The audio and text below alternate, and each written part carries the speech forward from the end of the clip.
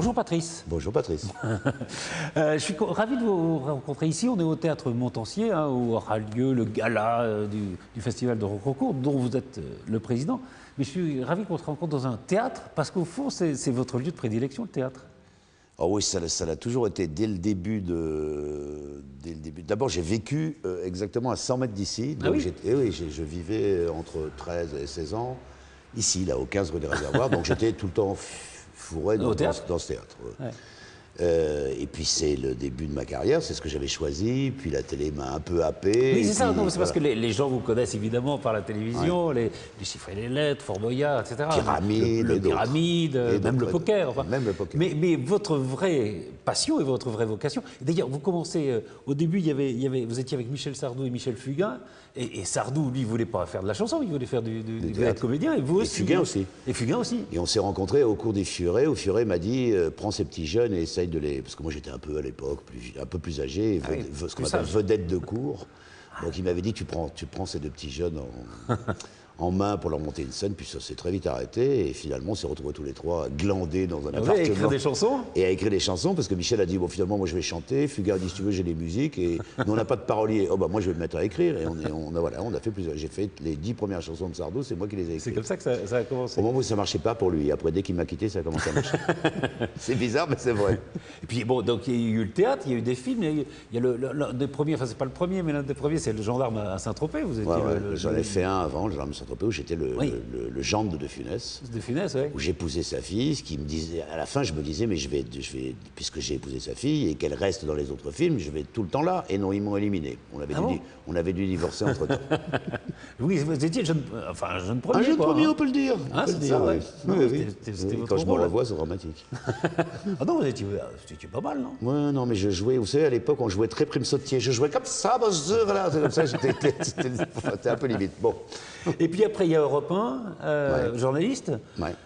Et Armand Jameau qui vous happe, quoi, qui me happe pas, parce qu'il vient vous chercher. Oui, enfin non, il était copain avec mon père.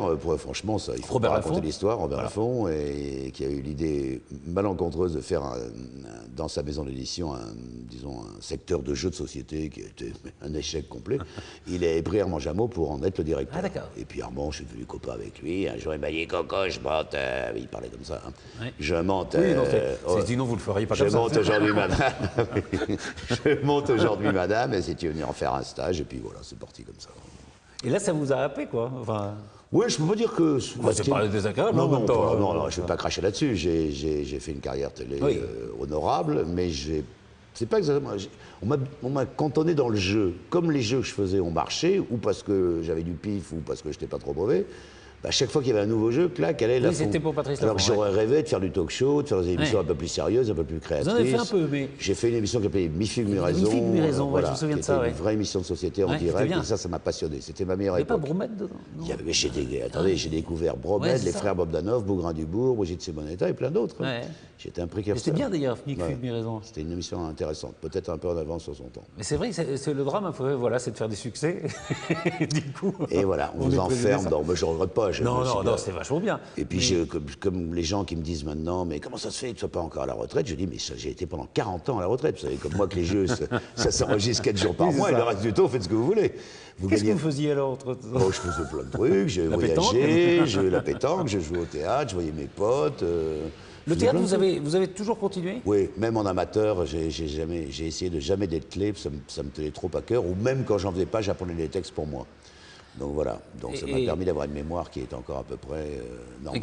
Et qui vous sert beaucoup, parce que là vous êtes en tournée avec une pièce. Voilà. Puis il y a eu, alors, puisque là c'est des humoristes, vous avez fait aussi vous un one-man show avec un titre... Je termine là, qui s'appelle Je hais les jeunes. Oui, qui est assez provocateur. Qui est très provocateur même, peut-être un peu trop, parce qu'il y a des gens qui ont renoncé à venir à cause de ça. À Avignon, je me rappelle dans les rues, quand je fais les flyers, comme on dit, on essaie de distribuer son truc. Oh non, j'irai pas voir ce truc, comment ça se fait que vous...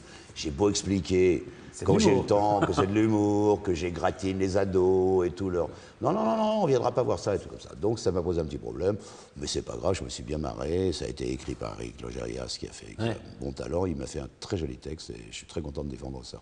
Mais c'est très différent, Très différent. C'est comment là, de se retrouver seul en scène, hein. C'est très différent de Ah oui, oui. de Je jouer au dois théâtre, dire hein. qu'en ayant fait les deux, je préfère jouer avec d'autres. Ah oui. C'est sûr. D'abord parce qu'on partage la responsabilité. Et puis quand il y a des soirs où on est plus ou moins bien, les autres vous sauvent un peu la mise. Tandis que là, il faut y aller, il y a l'énergie, l'énergie, l'énergie. Au bout d'un moment, bon, ça va, il y a des soirs où on n'a vraiment pas envie. Ah oui.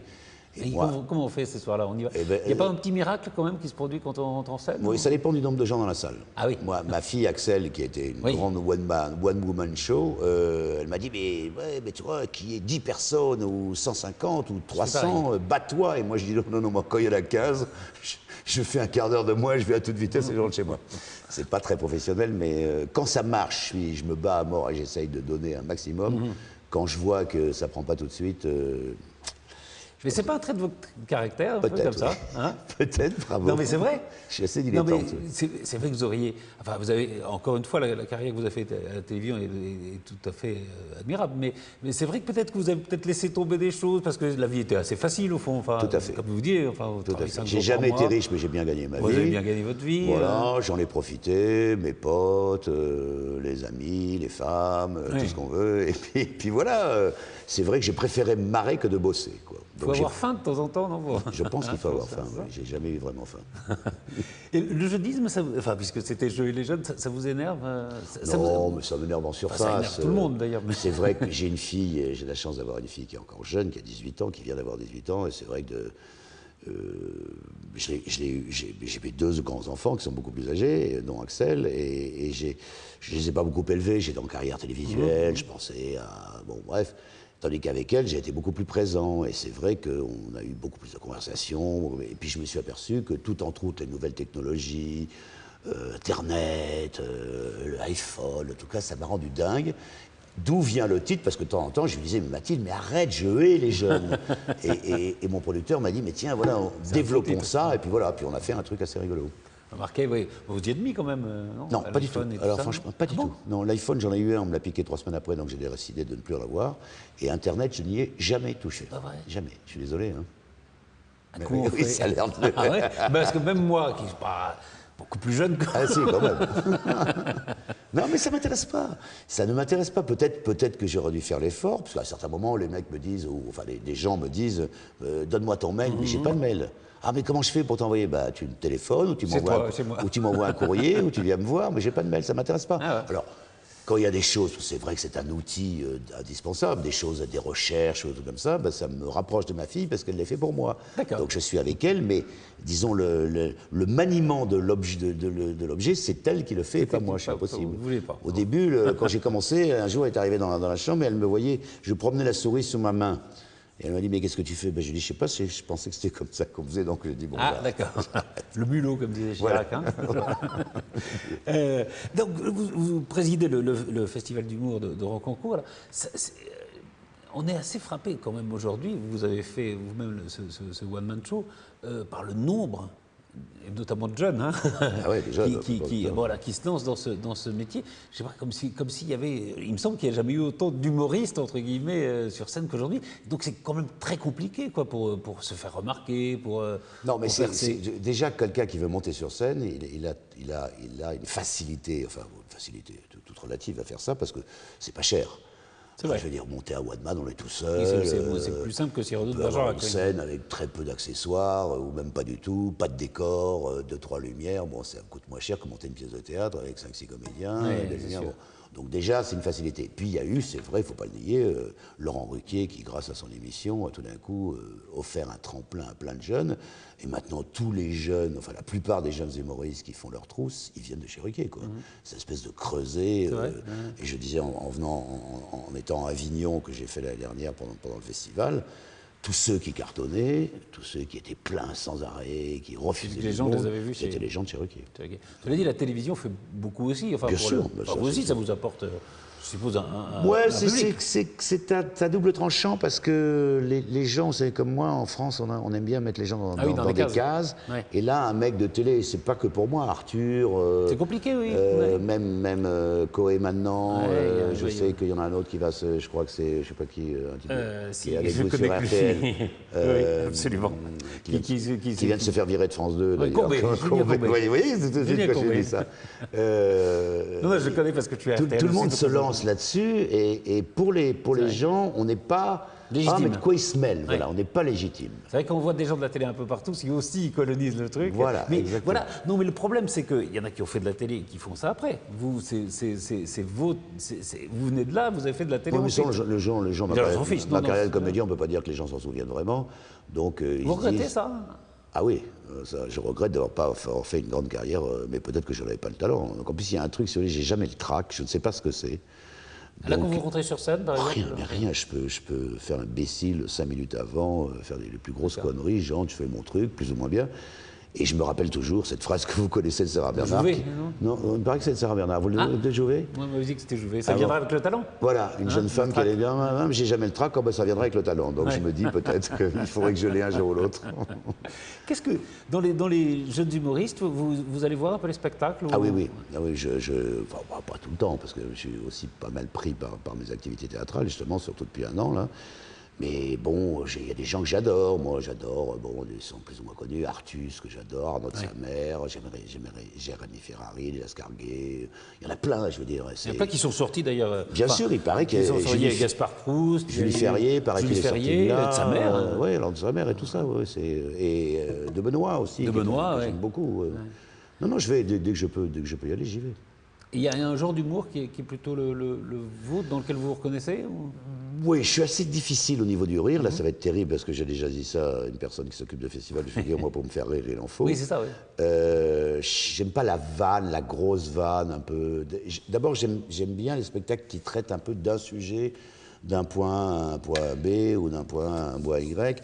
J'aime pas trop les spectacles à sketch. D'accord. Mais ça, c'est moi, hein, je veux dire. Où on fait des personnages, voilà, où on ou fait on- des personnages. Oui, Ou alors, il faut être très, faut un vrai très, très talent, bon oui. comédien. Ouais, ouais.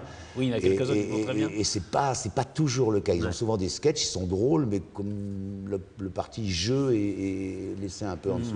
Donc, moi, j'aime bien les choses qui raconte voilà, qui racontent. Ou alors les humours très, très grinçants. Par exemple, genre Tim Seat, qui va loin, ou des gens, Oui. des gens comme sa mère et Ferrari qui vont loin aussi, je veux dire. On n'a pas dit le titre de la pièce avec laquelle vous étiez... à laquelle Ça vous s'appelle étiez Coup de entendu foudre, c'est une pièce de Francis Joffo, qui est un mec qui a beaucoup écrit, qui a été Bien sûr. l'assistant de Le Poulain pendant longtemps, et qui est une assez jolie pièce, qui n'est pas vraiment un boulevard, qui est une pièce un peu douce amère, mais en même temps drôle, et dont mon camarade acteur principal, qui s'appelle Maurice Rich, Oui. qui est vraiment C'est très, formidable. très, très, très efficace. Et je veux dire, comme quoi on peut se gourer, parce que moi, quand je l'ai lu, je me suis dit, et d'ailleurs, je me suis un peu fâché avec l'auteur, parce que je lui ai dit, ta pièce n'est pas drôle. Donc, moi qui trouvais génial à la lecture, après, il n'a pas cessé de me dire que j'étais nul. Mais j'aurais pas dû dire ça. Et finalement, c'est lui qui a raison, parce que cette pièce qui, au départ, à la lecture, n'est pas une pièce où on se marre vraiment. Quand on la joue, oui. Sur le public, elle fonctionne merveilleusement bien. Ah bah, tant mieux. Voilà. Merci infiniment, Patrice Laforet. Bon Merci, festival de Patrice. Rococo. Bah oui, alors. je vais être juste et sévère. Juste et bon, oui. Sévère mais juste. Voilà, c'est vraiment juste. Merci beaucoup. Merci.